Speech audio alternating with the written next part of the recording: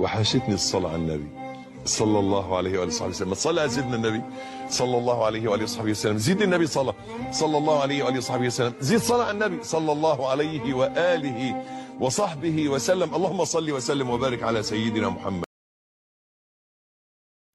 اللهم صل على محمد وآل محمد. شلونكم بنات؟ ان شاء الله الكل بخير.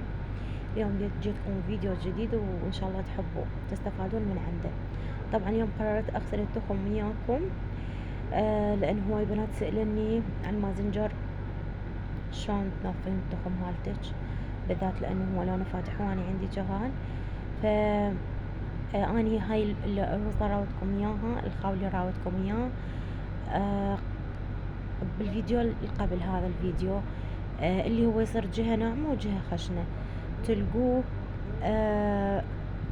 بالمجمع او الاسواق الكبيرة مال الادوات المنزلية اللي مقابل مجمع رقية. اوكي، انا اخذته من هناك. طبعا اخلي وياه زاهي، شوية قاطع، شوية شامبو او معطر اذا عندك. انا كان ما عندي هنا معطر، خليت شامبو على مود العطر. تجيبه تسوي نشفه من كل الجهات، خليته ينظف لها. طبعا مي مو هواية، اسمه المي. هنا أنا سويت الغدا وتغدينا وخليته ينشف على راحته، وقفت المبردة مشتغلة وبنكة عالية وتركته ينشف. طبعا بنات بعد ما غسلت التخم مثل ما تشوفون، غسلتين واضح الجلف، هاي القديفة مال القماش من قد الغسل يعني تغيرت ألوانها.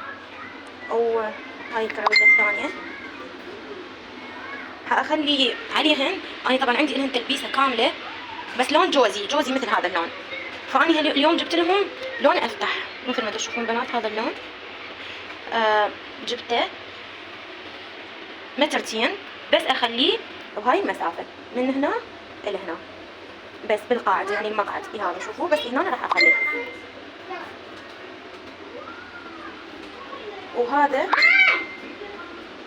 وهاي الثانية الكراوية الثانية هماتين من هنا لهناك، هم راح أخليه مترتين تقريبا تاخذ المسافة مالتها. أبدو وياكم بالإفصال، تابعوا تكملة مال الفيديو. طبعا بنات اكيد بعد ما نشف التخم مثل ما قلت لكم غسلته بزاهي وشوي ونقاصر، شوي معطر او شامبو عندك عطره طيب، وبديت افصل القماش مثل ما هو. القماش هذا جبته من كرار، المتر مالته ب2000. طبعا ما يتهزل، يعني ما يحتاج تخيطين الطرف مالته، هذا احلى شي بيه.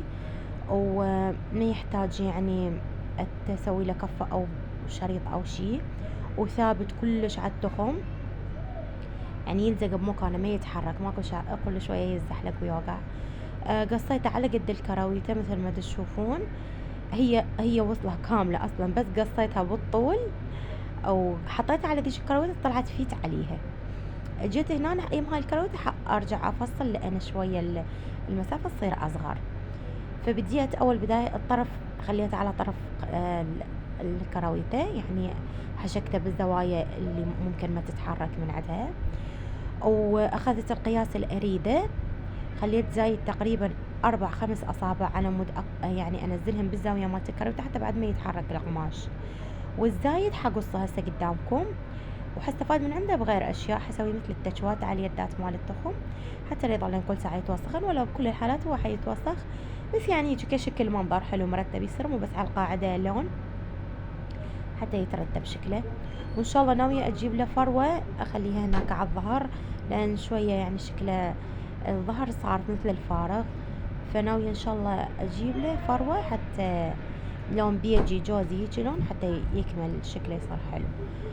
طبعا انا ابد ما صورت لكم بالصاله بنات لان كان شكلها ما عاجبني، واصلا كنت الكراويته فاتحتها كبيره مسويتها شربايه، لان كان ابونا من يجي الدنيا حاره والسبل الطافي ينام على المبرد بالصاله، ابرد من المبرد اللي بالغرفه.